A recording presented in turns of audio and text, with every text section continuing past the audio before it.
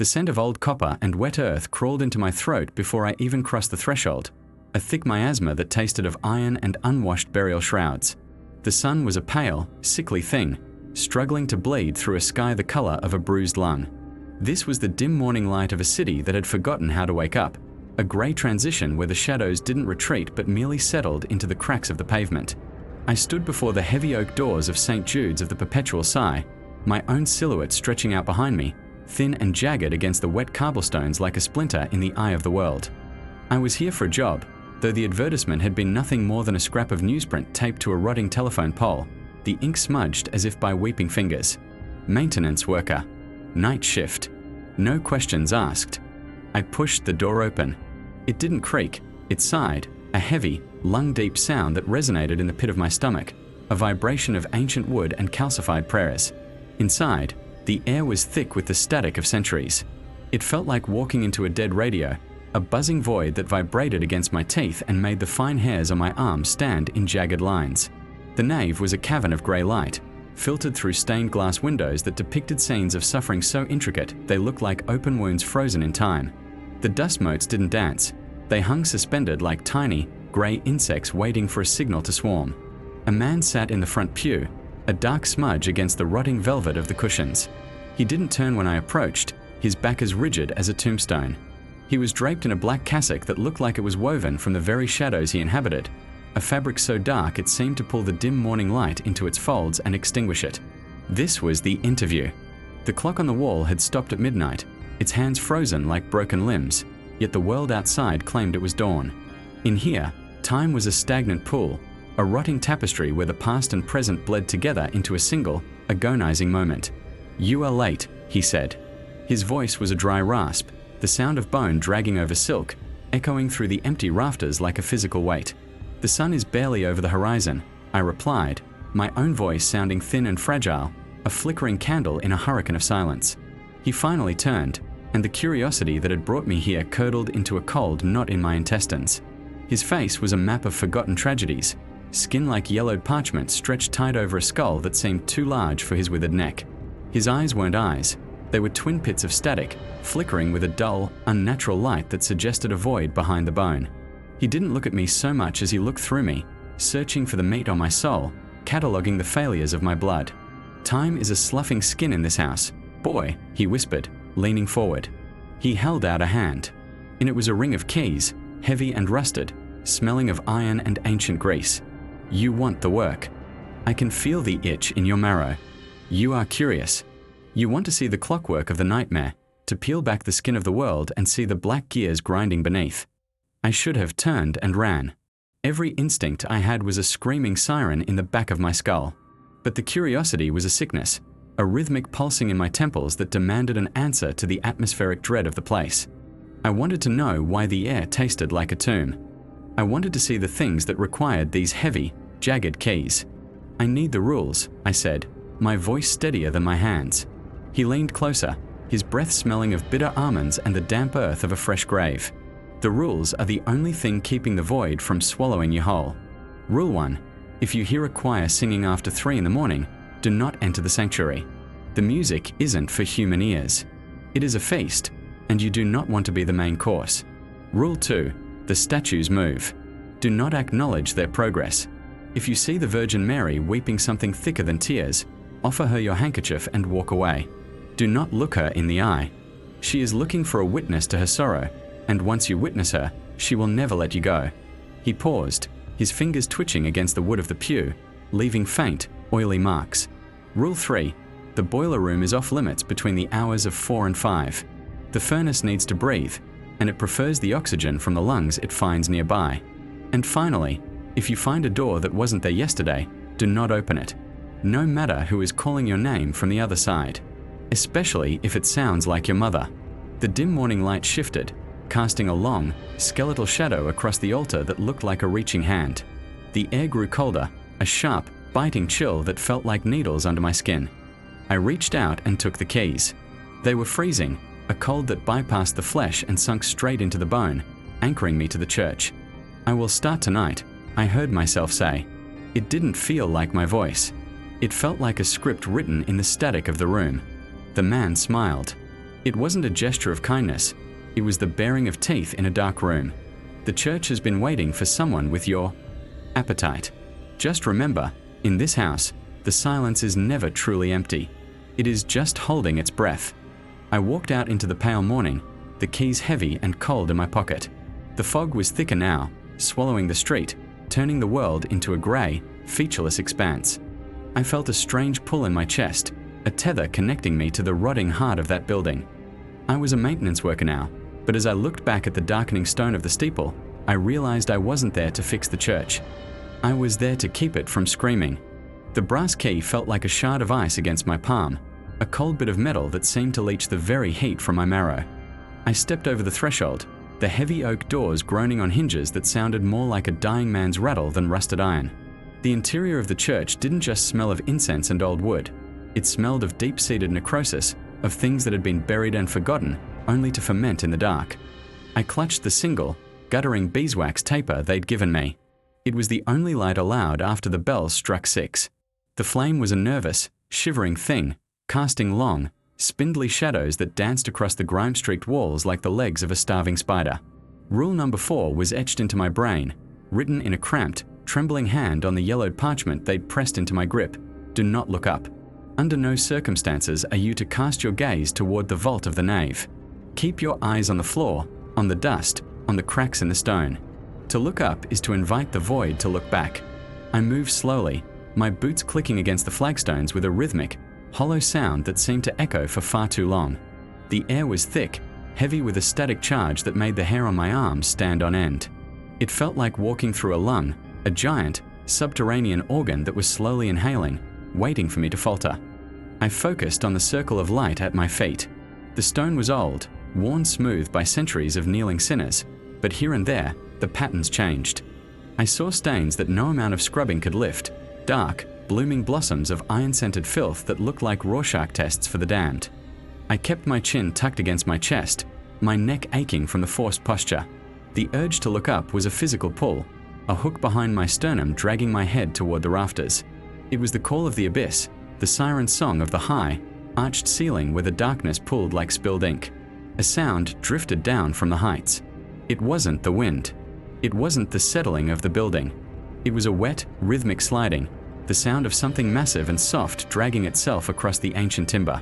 It sounded like raw meat being pulled over velvet. I froze, my breath hitching in my throat. The candlelight flickered violently, the yellow flame turning a sickly, bruised purple for a split second before steadying. Above me, the silence wasn't empty. It was a pressurized thing, a vacuum waiting to be filled. I heard a drip, then another. Something viscous landed on the stone inches from my toe. It wasn't water. It was thick, translucent, and smelled of ozone and stagnant ponds. I watched as the droplet quivered on the floor, pulsating with a life of its own before it began to sink into the porous rock, vanishing as if the floor itself were drinking it. I began to sweep, the broom's bristles making a harsh, dry sound that felt like a scream in the oppressive quiet. I worked by the flickering light, focusing on the dust bunnies that looked like tangled knots of grey hair. The static in the air grew louder, a low-frequency hum that vibrated in my teeth. It was the sound of a dead channel on a television, a white noise roar that threatened to drown out my own thoughts. I felt the church watching me, not the statues of saints with their hollowed-out eyes, but the very structure itself. The pillars felt like ribs, the arches like a throat, and I was a parasite crawling through its gullet. I reached the center of the nave, the spot where the shadows were the deepest. The candle guttered, the wick drowning in a pool of hot wax. I panicked, shielding the flame with a trembling hand. If the light went out, the boundary would vanish. I'd be submerged in that rotting heart, a speck of meat in a house of stone. A whisper drifted down from the rafters, a voice that sounded like dry leaves skittering over a grave.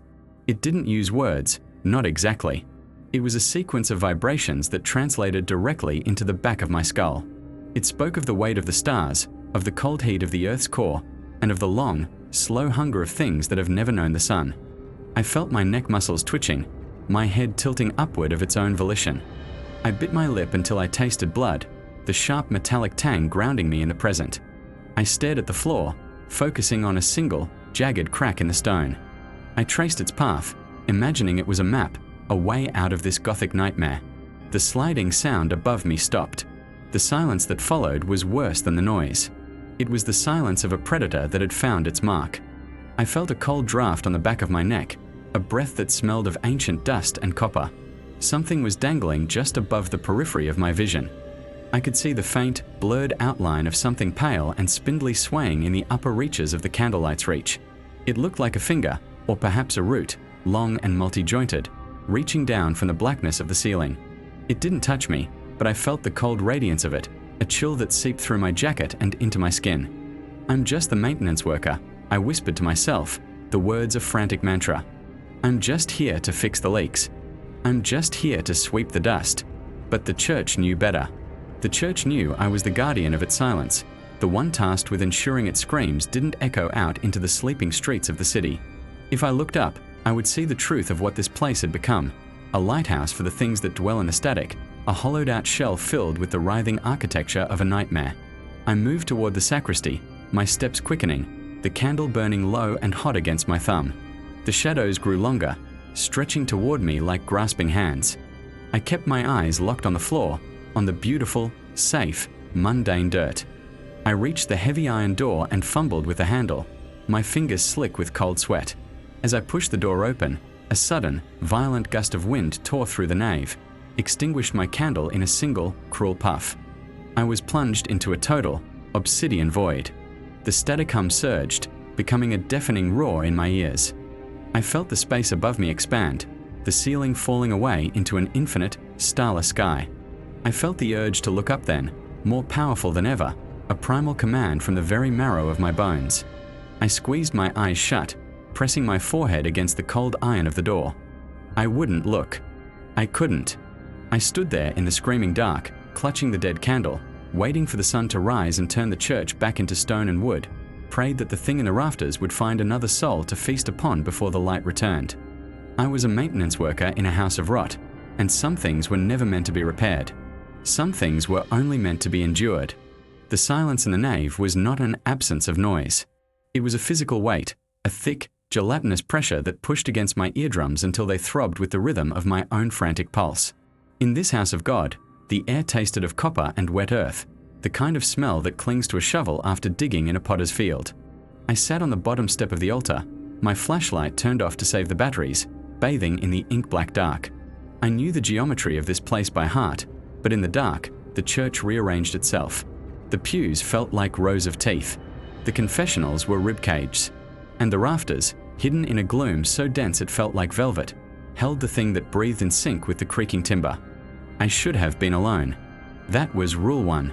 The maintenance worker is the only heartbeat allowed within these walls between the hours of midnight and 4. But the heavy oak doors at the back of the sanctuary didn't just groan, they shrieked. A sliver of moonlight, cold and sickly, sliced through the darkness. It was a jagged intrusion, a silver blade cutting into the church's private rot. A shadow moved within the light. It was small, bipedal, and arrogant. "Stop," I whispered, though the word died in my throat, choked by the static of the room. I didn't move. Rule 3. If a stranger enters, do not greet them. They are already part of the architecture. The intruder was a young man, maybe 20, wearing a neon-colored windbreaker that looked like a neon bruise against the gothic gloom. He held a phone on a gimbal, the glowing screen throwing a harsh, artificial blue light onto his face. He was whispering into a microphone, his voice a buzzing insect in the vast, hollow silence. "Yo, check this out, guys," he hissed, his eyes darting around with a predatory excitement. "We are inside the Blackwood Chapel. The place they say is cursed. Look at the dust on these pews. You can practically smell the death." He didn't see me. I was a gargoyle in a work jacket, tucked into the jagged shadows of the pulpit. I watched him walk toward the center of the aisle, right beneath the great void, the spot where the rafters hummed the loudest. My hand shook. I wanted to scream, to tell him to run, to tell him that the rules weren't for my protection, but for the preservation of the order. But Rule 8 was clear: to speak is to invite the void in. The boy stopped. He reached into his pocket and pulled out a cigarette lighter. He flicked it. The flame was tiny, a pathetic orange spark, but in this place, it was a flare. The shadows recoiled, snapping back into the corners like whipped dogs. The lighting became harsh, violent. Every crack in the stone, every peeling flake of lead paint on the icons, stood out in grotesque detail. The saints in the stained glass seemed to lean forward, their leaden eyes fixed on the heat. He's going to do it, I thought. He's going to break Rule 5. Rule 5 was simple: never bring fire into the nave. The candles were electric for a reason. The incense was cold. The church was dry, not with the dryness of wood, but with the parched, necrotic thirst of something that hadn't tasted life in centuries. The boy laughed, a tinny, hollow sound. "I bet if I light one of these old candles, the ghost meter will go off the charts," he told his invisible audience. He stepped toward the votive stand. The candles, they were wax, ancient and grey, looking like severed fingers. He reached out with his lighter. I felt the shift before I saw it. The air grew cold, not a chill, but a total absence of heat. The static in the air turned into a roar, a silent screaming that vibrated in my marrow. The rafters groaned, a sound of bones snapping under immense weight. Above us, the thing moved. It didn't drop, it unfolded. It was a darkness darker than the dark, a jagged silhouette that lacked a consistent shape. It looked like a spill of ink across a photograph. The boy lit the candle. The flame flared blue. Not orange, not yellow. A deep, necrotic blue that cast shadows that didn't match the objects casting them. The boy's own shadow stretched out behind him, but it didn't have his head. It had a long, tapering neck that ended in a cluster of feelers. The light from his phone began to flicker. The static on his screen grew, blooming into white noise that sounded like grinding teeth. He froze. His arrogance evaporated, replaced by a primal, twitching dread. He looked up. The thing in the rafters was looking back. I saw its eyes, if they were eyes. They were two holes bored into the fabric of reality, leaking a grey, smoky void. It descended with a sickening fluidity, sliding down the stone pillars like oil. It didn't make a sound. The boy tried to scream, but when he opened his mouth, only grey ash drifted out. His vocal cords had already rotted. He dropped the phone. The screen cracked, the blue light stuttering. In the strobing flashes, I saw the thing wrap itself around him. It wasn't a physical struggle. It was an assimilation. The boy's neon jacket turned grey. His skin began to flake away in large, dry sheets, like old wallpaper. He was being hollowed out, his substance drained to feed the ancient, hungry wood of the chapel. The shadows around them began to pulse. The jagged edges of the pews seemed to reach out, their wooden grain twisting into grasping fingers. The church was eating. It was a slow, methodical feast. I watched, my eyes wide and stinging, as the boy's eyes turned into the same grey void as the thing above him. He wasn't dying. He was becoming part of the maintenance. He was being repaired into the walls. I didn't help him. I couldn't. To intervene would be to break Rule 9. The hunger must be satisfied. If it wasn't him, it would be me. And I still had 3 hours until sunrise. The boy's body suddenly went rigid. He tilted his head back at an impossible angle, his spine cracking with the sound of a dry branch snapping. The thing from the rafters retreated, melting back into the darkness of the ceiling, leaving the boy standing in the middle of the aisle. He was a husk, a statue of salt and soot. The blue flame on the candle went out, leaving a trail of thin, acrid smoke that smelled like burning hair. Then, the boy turned. His movements were rhythmic, mechanical.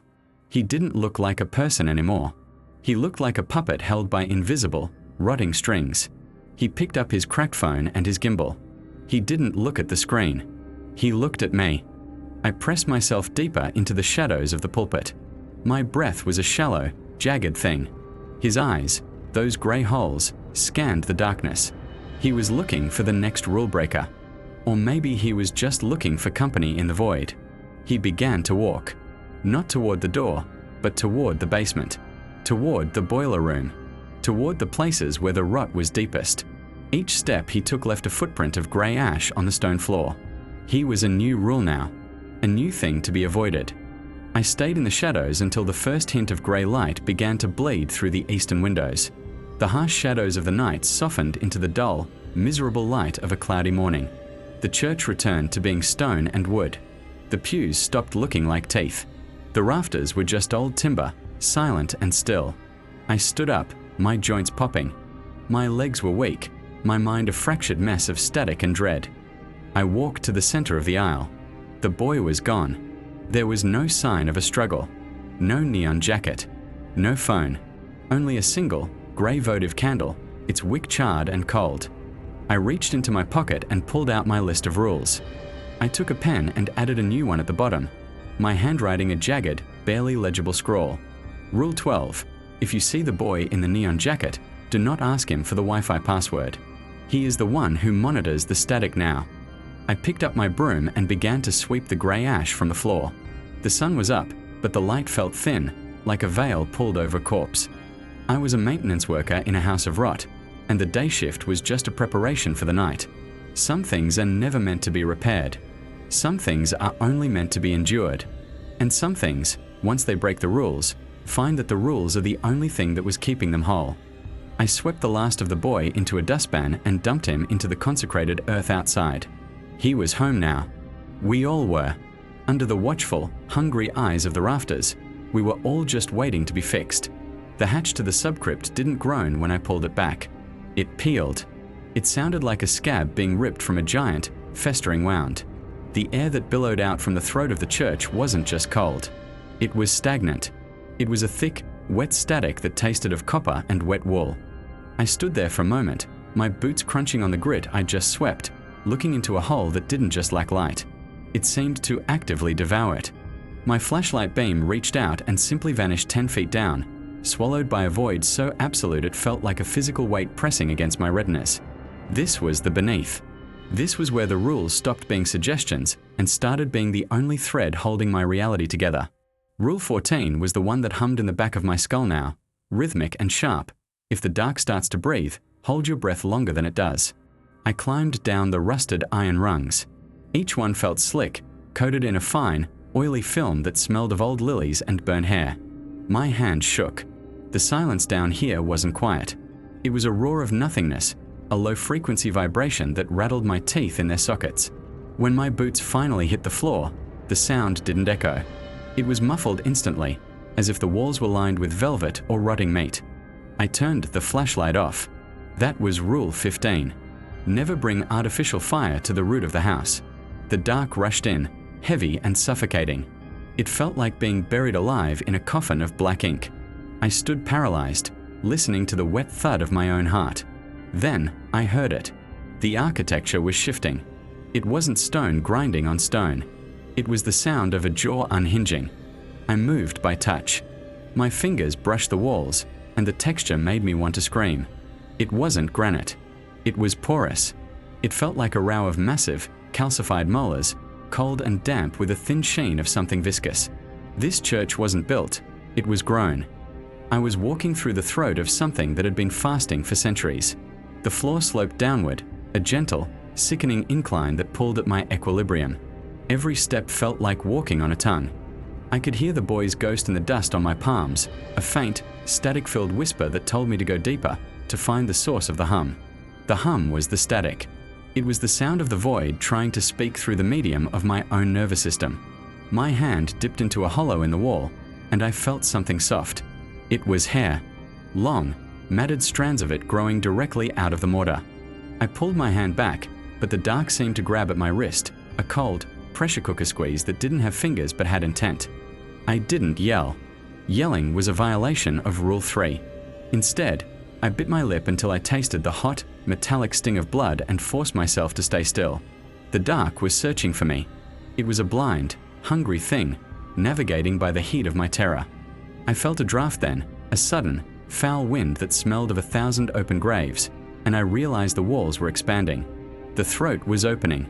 I reached the bottom of the incline and the floor leveled out into something that felt like packed earth, but it was too spongy, too elastic. Every time I shifted my weight, the ground gave way with a wet, sucking sound. I was standing in the stomach of the sanctuary. I could hear the rafters far above me, those watchful, hungry eyes I'd felt in the nave, but here they were different. They were the roots. They hung down from the ceiling like petrified intestines, swaying in a wind that didn't exist. I felt one brush against my shoulder. It was cold, colder than the ice in a dead man's veins. It left a trail of slime on my work jacket that glowed with a faint, sickly phosphorescence, a rhythmic pulsing that looked like the heartbeat of a deep-sea fish. The terror was a physical entity now. It sat on my chest, pinning me to the pulsing floor. I remembered the boy. I remembered how he looked in the dustpan, just a collection of grey ash and broken geometry. He hadn't been fixed. He'd been processed. And I was the one who had to maintain the machine. My job wasn't to fix the plumbing or the roof. My job was to keep the hunger fed so it didn't crawl out of the basement and swallow the town hall. I reached into my pocket and found the small, jagged piece of bone I'd kept from sweepings. It was a humerus, or what was left of one. It felt hot against my skin, vibrating with that same static that filled the air. I knelt down, the spongy floor yielding beneath my knees. I could feel things moving under the surface. Tiny, skittering things that moved like clockwork beetles made of fingernails. They were the cleaners. They were my assistants. I placed the bone on the ground. The floor opened up, a vertical slit like a cat's eye, and the bone was gone. A low, guttural moan vibrated through the earth, a sound of profound, agonizing relief. The church was satisfied, for now, but the dark didn't recede. It huddled closer. I felt a hand on my shoulder. It was heavy and felt like it was made of wet clay. I didn't turn around. I knew the rules. If something touches you in the black, you are to be a statue. You are part of the architecture. I held my breath. The hand moved up my neck, its fingers long and spindly, tracing the line of my jaw with an intimacy that made my skin crawl. It felt like it was measuring me, checking to see if I was ready to be broken down and reconstituted into a pillar or a floorboard. The static in my ears reached a deafening pitch, a screaming white noise that sounded like a million voices begging for light that would never come. The hand left me, but the presence remained. It was a void within a void, a shape that was darker than the absence of light. It breathed into my ear, a wet, rattling exhale that smelled of the boy I'd just buried. It told me things. It told me that the foundations were thirsty. It told me that the wood of the pews was actually the compressed ribs of the faithful. It told me that I was the most important part of the church because I was the one who understood the necessity of the rot. I was the one who saw the beauty in the decay. I felt my mind start to fracture, the noir-dark reality of my life splintering into 1,000 jagged shards of gothic nightmare. I began to crawl back. I didn't stand. Standing would have made me a target. I crawled on my belly through the slime and the hair and the calcified teeth, my eyes wide and useless in the pitch black. The darkness was a liquid now, filling my mouth, my nose, my lungs. I wasn't breathing air. I was breathing the history of the church's hunger. I found the first rung of the ladder by pure instinct, my fingers screaming as they gripped the oily metal. As I climbed, I felt things brushing against my boots, reaching up from the stomach of the building, trying to pull me back down into the gut. When I finally breached the hatch and collapsed onto the floorboards of the vestry, the moonlight coming through the stained glass felt like a physical assault. I slammed the hatch shut and bolted it, my hands slick with the black ichor of the beneath. I looked at my reflection in the glass of the tithe box. My eyes were different. The pupils had blown out, swallowing the iris entirely, leaving 2 holes of perfect, static-filled void. I looked up at the rafters. They were watching. They were waiting. They were hungry. I picked up my broom. There was a smudge of grey on the floor, a bit of the boy I'd missed. I swept it toward the door. I was the maintenance worker. I was the keeper of the rot. And as the church groaned around me, a sound of settling bone and shifting viscera, I realized that I wasn't waiting to be fixed anymore. I was already a part of the machine. The static was no longer in the air. It was in my blood. I leaned against the door, the cold stone of the wall feeling more like skin than ever before, and I smiled. The rules were the only thing keeping me whole, but being whole was such a lonely way to exist. Down there, in the pitch black, you're never alone. You're part of the hunger. You're home. The strobe light began its assault then, a violent, rhythmic stuttering that didn't just illuminate the room. It carved the world into jagged, impossible frames. Each flash was a jagged shard of reality, a rapid-fire sequence of the church coming undone. Flash. The crucifix above the altar wasn't wood anymore. It was a tangle of calcified veins, pulsing with a thick, oily sludge that smelled of copper and wet earth. Flash. The pews had shifted, their mahogany grain twisting into the ridges of giant, petrified fingerprints. Flash. The silence I had guarded so carefully for weeks shattered into 1,000 shards of white noise, a static that screamed in the frequency of bone grinding against bone. I pushed off from the wall, but my hands didn't want to let go. The stone was soft now, a feverish, wet warmth radiating through the palms of my gloves. It wasn't stone. It was a layer of old, thick hide, stretched over the skeleton of something far larger than any building had a right to be. My boots clicked on the floor, but the sound didn't echo. It was swallowed by the carpet, which had turned into a thicket of fine, grey hair, damp with a cold sweat that seeped through my soles. I walked toward the sanctuary, my body moving with a jerky, mechanical rhythm that matched the strobe's frantic heartbeat. The air was thick with the scent of a rotting heaven. It was the smell of lilies left in a vase of stagnant blood, a cloying, heavy sweetness that made my lungs feel like they were being lined with velvet. I remembered rule number 7, never breathe through your mouth if the air begins to taste like copper. I opened my mouth wide. I wanted to taste it. I wanted the metallic tang to coat my tongue, to fill the hollow spaces in my chest where fear used to live. Fear was a human thing, a small, fragile thing. Here, in the belly of this architectural beast, fear was just fuel. Flash. A figure stood by the baptismal font. It was tall, too thin, its limbs articulated like the legs of a starving spider. It wore the rags of a priest's vestments, but the fabric was fused to its skin, a patchwork of silk and necrotic flesh. It didn't have a face, just a vertical slit that leaked a pale, bioluminescent fluid. It was beautiful. It was the most honest thing I had ever seen. It turned its head, or the space where a head should be, toward me, and the static in my ears rose to a deafening roar. It was a prayer, I realized. A prayer made of radio interference and the screams of dying stars. The prayer began not with words, but with a vibration. It started in the marrow of my shins and crawled upward, a sickening hum that turned my muscles to jelly. I knelt, not out of reverence, but because the gravity of the room had changed. The floor was pulling at me, the hunger of the earth beneath the church finally making its demands known. The rules had told me to keep the lights on, to keep the candles burning, to never let the shadows touch the altar. I had been a fool. The light was just a veil, a thin, flickering lie we told ourselves to stay sane. The shadows were the truth. They were the foundation. I looked up as the strobe flashes accelerated. The frequency was so high now that the world felt like it was vibrating apart, a film strip melting in the projector. The walls were weeping. Thick, black ichor cascaded from a vaulted ceiling, splashing onto the floor with the sound of heavy wet meat hitting a butcher's block. I reached out and touched the pool of dark liquid. It was warm. It felt like a homecoming. It felt like the blood of the universe, and I was finally being invited to the feast. Deliver us, I whispered, but the voice wasn't mine. It was a chorus of 1,000 voices, all of them drowned, all of them buried beneath the floorboards of this holy tomb. Deliver us into the void. Deliver us into the rot. The priest thing stepped closer. Its movement was a series of disjointed snaps, its joints popping like dry kindling in a winter fire. It reached out a hand, a long, tapering thing with too many knuckles and nails like obsidian slivers, and pressed it against my forehead. The touch was freezing. It was the cold of deep space, the cold of a grave dug in the permafrost of a dead moon. And in that touch, I saw it all. I saw the foundation of the church, built not on rock, but on the ribcage of a god that had died before the sun was born. I saw the maintenance workers who had come before me, their bodies woven into the insulation, their eyes used as the glass in the rose window, their souls ground down into the mortar that held the stones together. I didn't feel pity for them. I felt envy. I felt a desperate, clawing need to join them in the walls. The strobe light reached a blinding crescendo, a solid wall of white that burned away the last of my vision.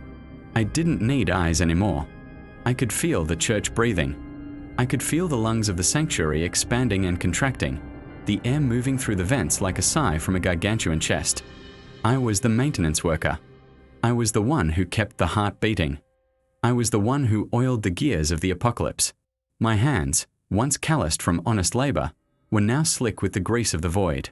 The rules were gone now. They had been the scaffolding of my old life, and that scaffolding had been kicked away. There was only one rule left: become. I felt my skin begin to itch, a frantic, crawling sensation that started at my fingertips and raced toward my heart. I looked down, one last flash of light before the dark took me, and saw the grey hair of the carpet beginning to stitch itself into my veins. My fingers were lengthening, the bones stretching and snapping to accommodate the new architecture of my body. I wasn't a man anymore. I was a structural support. I was a pillar of the new faith. My spine lengthened, clicking into the grooves of the floor, my ribs expanding to mimic the arches of the ceiling. The static in my head cleared. leaving a perfect, crystalline silence. The hunger was no longer a void outside of me. It was the core of my being. I opened my mouth to say the final word of the prayer, but my jaw had fused shut, my teeth knitting together into a solid wall of ivory. It didn't matter. The prayer didn't need words. It needed a witness. It needed a vessel. I leaned back, sinking into the wall, the stone flesh parting to receive me. It was soft. It was welcoming. It was home. The church wasn't a building. It was a digestive system, a slow-moving God that ate time and souls in silence. And I was the most willing morsel it had ever tasted. As the last strobe light flickered out, leaving me in a darkness so thick it felt like liquid, I finally understood the rules. They weren't meant to save me. They weren't meant to keep the monsters out. They were meant to season me. They were meant to prepare the meat for the master's table. The noir shadows of the nave wrapped around me like a lover's embrace, cold and final. I could feel the others now. The ones in the walls. The ones under the floor.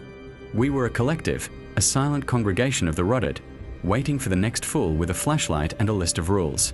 We would watch him. We would whisper to him through the vents. We would wait for him to realize that the rules weren't a shield, but a countdown. Down here, in the roots of the rot, there is no light, no God, no mercy. There is only the hum of the machine, the pulse of the hunger, and the eternal, static-filled silence of the final prayer. I am no longer alone. I am the walls. I am the floor. I am the very air you breathe when you walk through the heavy oak doors, looking for a place to hide from the world. I am the creak in the floorboards and the flicker in the light. The strobe of my life has ended, and the long, dark take has begun. I look out through the eyes of the statues, watching the dust motes dance in the moonlight. I feel the weight of the steeple pressing down on my mind, a glorious, crushing burden. The transition is complete. The maintenance is finished. Welcome to my home. Don't worry about the rules. They don't matter anymore. Just listen to the heartbeat in the masonry. Just listen to the hunger in the shadows. Close your eyes. Breathe in the copper air. The final prayer is starting, and you wouldn't want to miss a single word of the silence. The church is a throat, and we are all just sliding down. It is warm. It is dark. It is perfect. I smile with teeth I no longer possess, feeling the static hum of the void vibrating through my new, stone-hard heart. The strobe flashes one last time in the memory of my mind, a white, jagged scar across the black, and then there is only the peace of the rot. I am the maintenance worker, and I have finally fixed everything. The void is not empty. It is crowded with us. We are the architecture of the end. We are the final prayer, and we are so hungry. The darkness isn't coming for you. It's already here. It's been here since the first stone was laid. It was just waiting for someone to learn the rules. It was waiting for you to walk through the door. I can feel your footsteps on my skin. I can hear your heart beating against my ribs. You're home now. You're part of the hunger. And you're never, ever going to be alone again. The strobe flashes. 1, 2, 3. Amen. The strobe dies, but the afterimage remains burned into my retinas like a brand. 3 flashes. 3 pulses of jagged electricity that didn't illuminate the sanctuary so much as they tore holes in the dark. Now, there is only the moon. It is a cold, clinical silver, spilling through the high, arched windows and coating the floor in a layer of frost-colored light. It doesn't feel like light. It feels like a shroud. I am the only one left, yet I have never felt more crowded. I can feel you.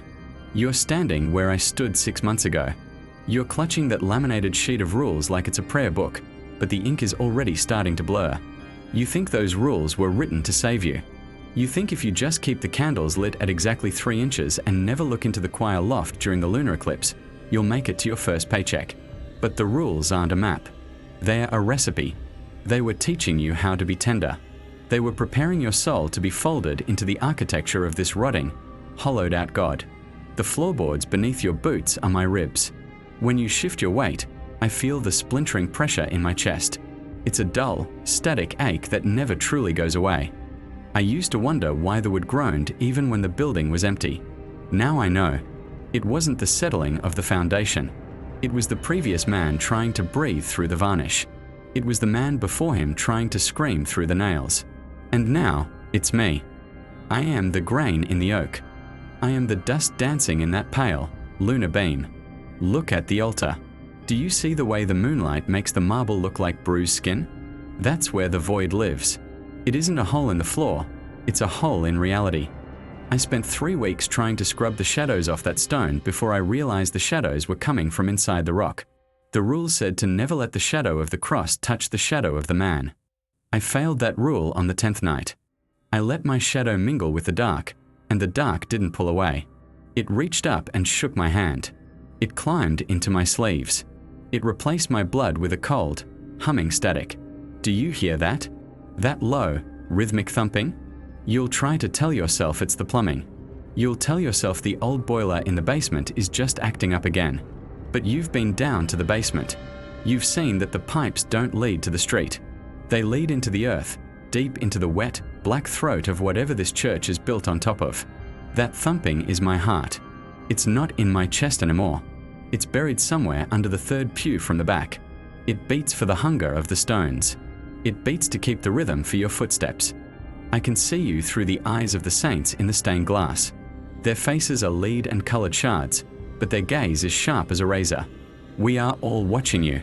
We are the paranoia that pricks at the back of your neck when you think you're alone in the nave. You turn around, expecting to see a ghost, a monster, a man with a knife. But there's nothing there. Just the cold moonlight and the smell of wet earth and ancient, rotting incense. That's the trick. The horror isn't what's behind you. The horror is what you're becoming.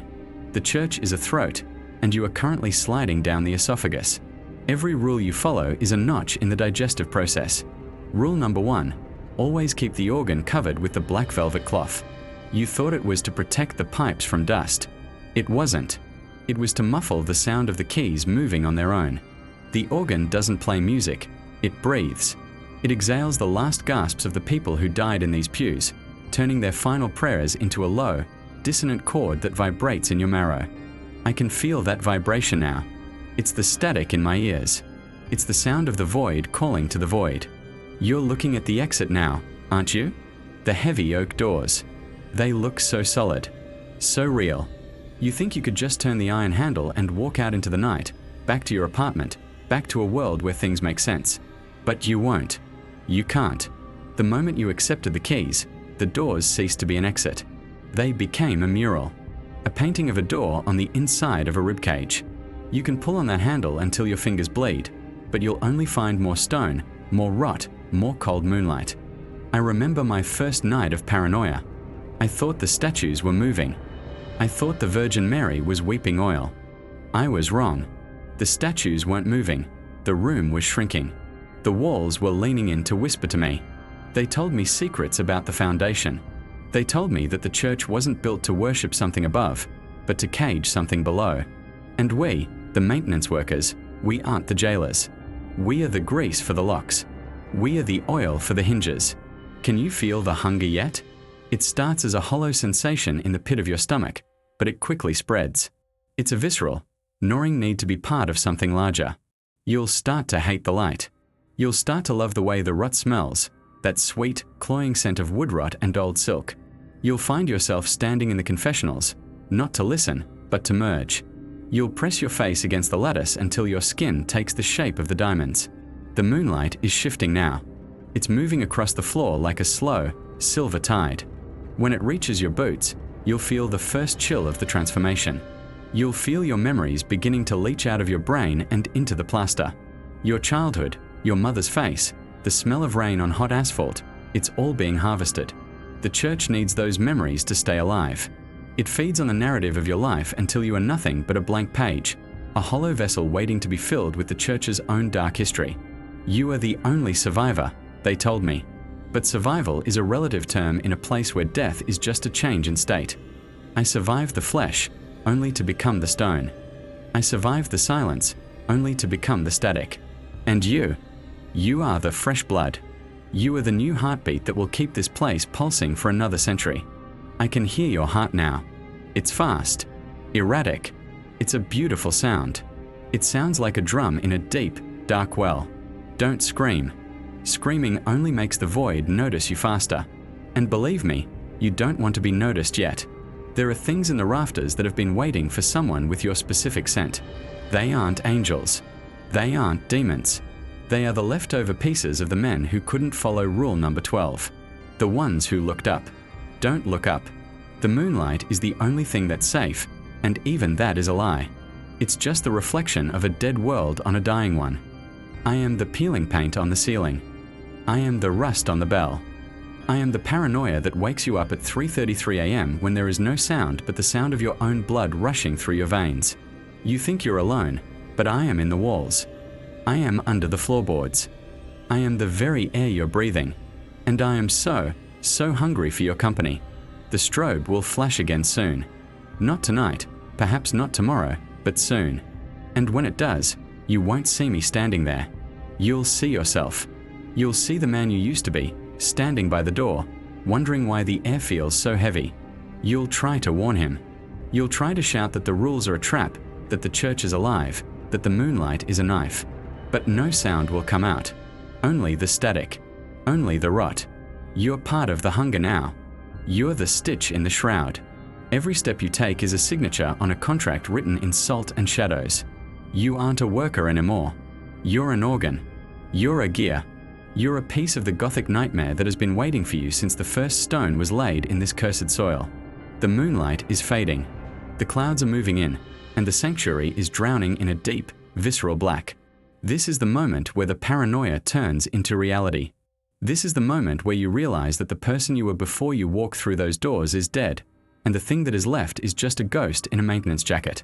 Welcome home. I can feel your fear. It tastes like copper and cold sweat. It's delicious. I can feel your heart beating against my ribs, faster and faster, a frantic rhythm in the dark. You aren't alone. You'll never be alone again. We are all here. We are the church. We are the void. And we have been waiting for you to learn the rules. The silence is returning, but it's not the silence of peace. It's the silence of a predator holding its breath. The cold moonlight has retracted, leaving you in the absolute dark of the nave. Can you hear the wood stretching? Can you feel the static crawling up your spine? That's the church settling in. That's the building making room for you. You are the only survivor, until the next one comes. And then you will be the one watching from the shadows, the one whispering through the vents, the one feeling the weight of new footsteps on your skin. You are the echo of an amen that never ends. You are the rot in the heart of the holy. You are home. I can hear you breathing. It's a wet, ragged sound. It sounds like the wind through the bell tower. It sounds like the beginning of the end. Don't fight it. The void is warm once you stop struggling. The static is a lullaby once you stop trying to hear anything else. Just let go. Let the church take the weight of your bones. Let the moonlight carve your name into the dust. The cycle is perfect. The hunger is eternal. And you, my friend, are the most beautiful meal we've had in years. I can feel your heart. 1, 2, 3. It's sinking with mine. It's sinking with the stones. It's sinking with the darkness.